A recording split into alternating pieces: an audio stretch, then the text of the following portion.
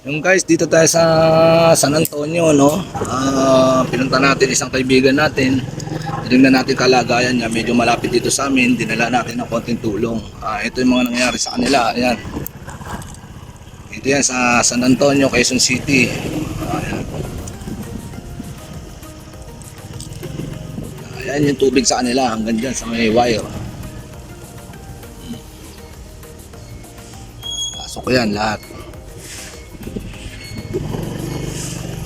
Tinalo natin yung ating barkada, binigyan natin ng konting tulong, no?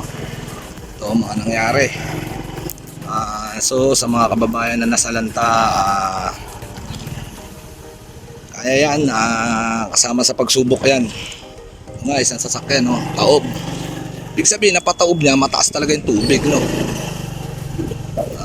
Kasi to, isang bubong to, halos lagpas to ng bubong nila eh. Bungalow type lang nangyari. Yan. Ito. Dito yan sa barangay San Antonio. Ito isa oh, sayang oh, bagong bago. Oh.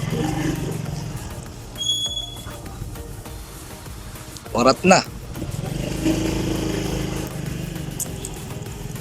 Oh, buo yan.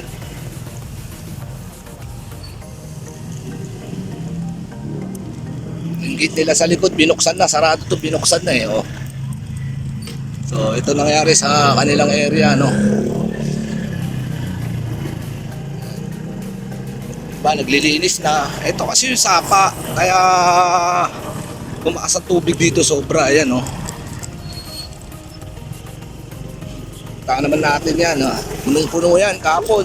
Pas yan. Pas kalahating poste yan eh. Guys, yung mga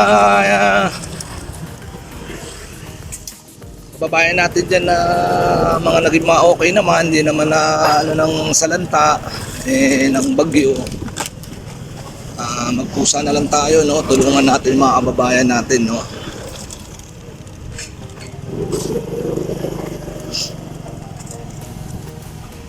Ito yan sa San Antonio, barangay San Antonio,